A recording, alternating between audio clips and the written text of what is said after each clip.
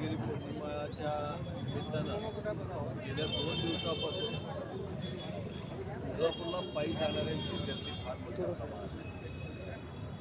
आणि कर्नाटक असू द्या, आंध्रामधनं असू द्या, अनेक राज्यामधनं लोक रेल्वेने येतात. काही लोक कर्नाटकमधनं लांबपासून चालत येतात आणि ते चालत जात असताना या तुळजापूर वेसमधनं हे पायी जात असताना या भागातील भारतीय जनता पक्षाचे युवा नेते नागेश एळमेली हे त्या पायी जाणवत त्यांच्या सगळ्या मित्रमंडळीच्या वतीनं पायी जाणाऱ्यांच्या लोकांसाठी सेवा करण्याचं ज्यांनी प्रत्येक वर्षी केलं जातं आहे. आणि या वेळेलाही त्यांना काहीतरी जाताना काहीतरी पोटात अन्न मिळालं पाहिजे किंवा त्यांना पाणी मिळालं पाहिजे. यात अनेक संस्था पण याच्यामध्ये सहभागी होतात. इथून ते तुळजापूरपर्यंत अनेक आरोग्य शिबिर असतात. अनेक ठिकाणी त्या लोकांना अनेक व्यवस्था केली जाते आणि त्याच व्यवस्थेमध्ये तुळजापूरमध्ये भारतीय जनता पक्षाचे कार्यकर्ते नागेश एळमेली हे सुद्धा दरवर्षी करत असतात. आणि ते आज बटाटा वडा हे सगळ्या लोकांना आज इथनं वाटप चालू केलेलं आहे. पायी जाणाऱ्या लोकांना शुभेच्छा देतो